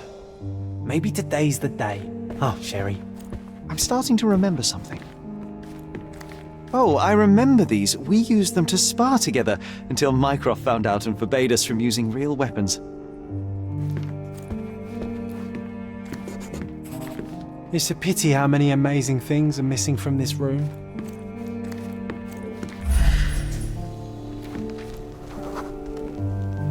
I remember this cozy blanket. It's perfect for... Wigwam! Oh, that was a joy to build them. Imagining ourselves as wayfarers on the other side of the world. One of the most ridiculous fakes I ever saw. Its owner insisted it was a polar bear. He thought the white paint on the brown fur wasn't noticeable.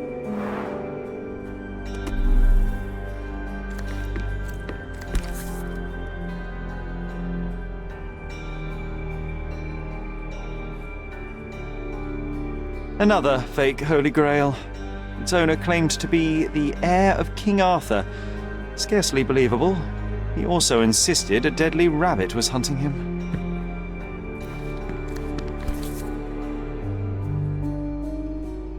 Watkinson and Holman, Chapter 1, by Wallace D. Oram. Oh, Mycroft. He always acts so serious, but then reads tripe like this. John, if I remember correctly, you couldn't put this book down.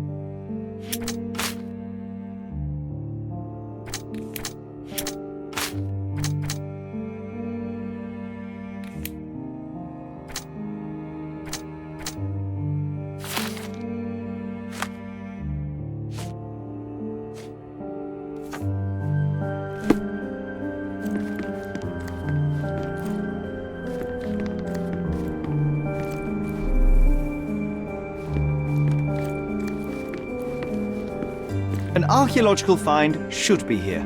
It's far better than beneath the old city walls.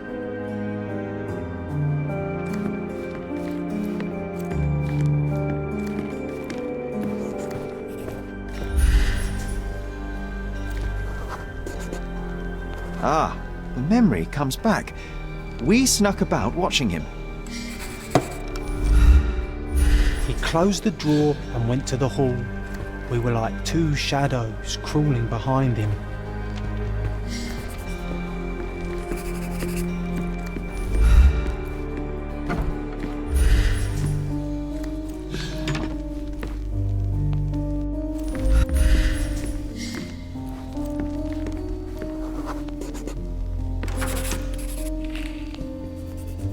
He opened the door to the postman, and they exchanged documents. If it was a real postman, of course.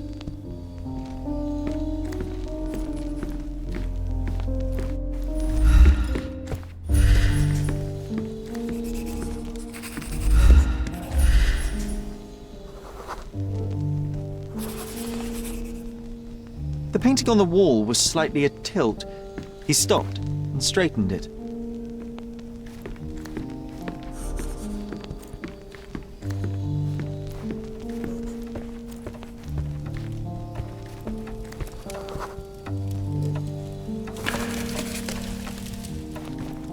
Then he threw some logs into the fire and sat in his armchair to read. It's as boring now as it was then. I'm sorry, Sherry, but I think that's it. Wait, John, we never use the fireplace in the mornings. What if...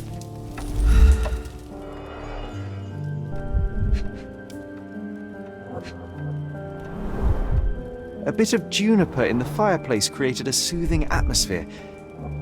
It's the little things, isn't it?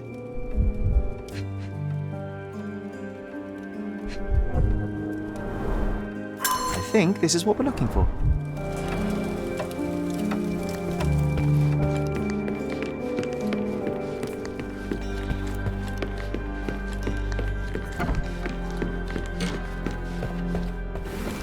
We made it. So what's there?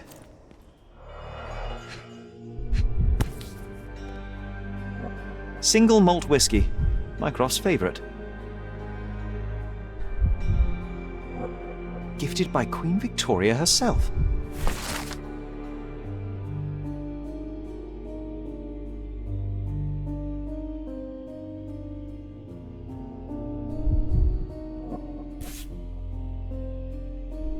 Otto Richter.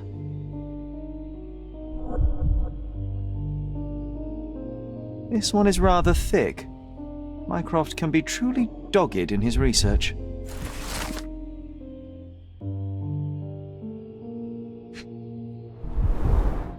Dossiers on the most influential people on Cordona. Mycroft always had a habit of building files on everyone he met.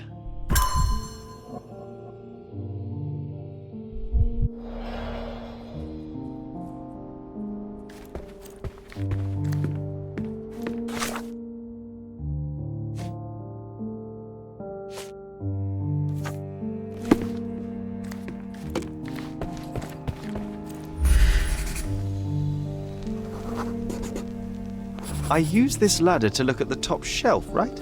On the day of Mother's breakdown upstairs. Right you are, Sherry.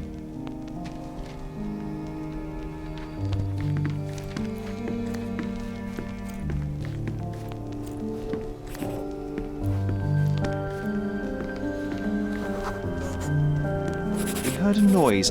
I can't recall of exactly what, and we didn't have a great view from behind the statue.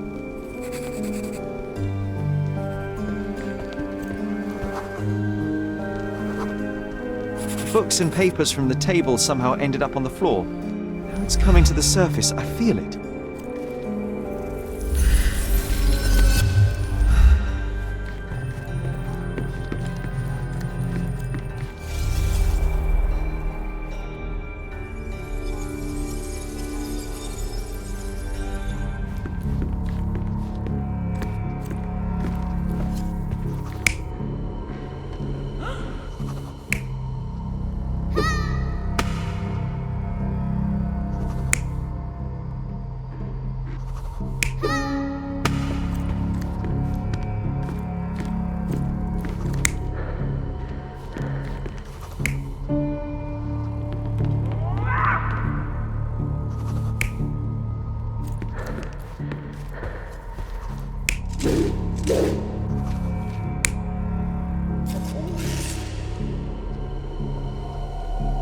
You're not even trying, Sherry.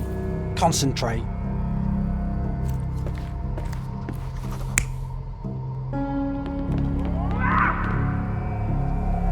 You're not even trying, Sherry. Concentrate.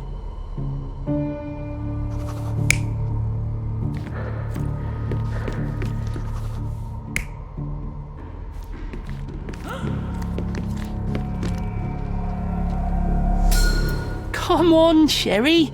Let's go outside. Wait. Did you hear that? Come here, Sherry. You call this progress? Charlatan, amateur. I'm not letting you anywhere near my mother again. So there was a quarrel between them.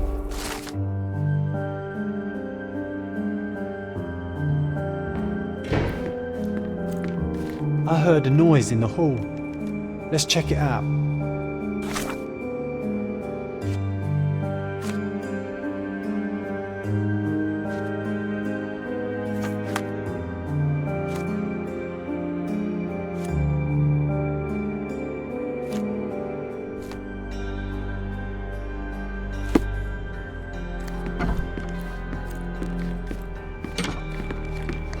Sherry, look! We've got a parcel here. Hurry up and let's see what's inside.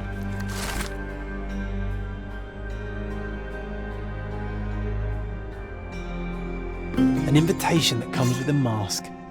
We can't miss this, Sherry.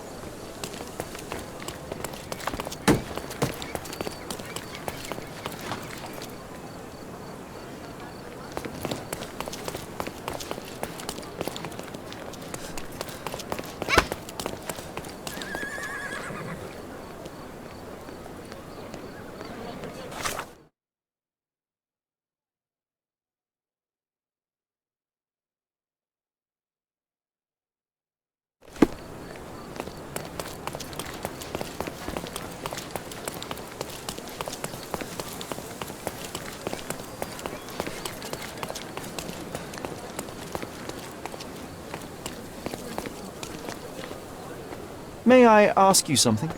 I have nothing to hide, sir, but I've never heard of this.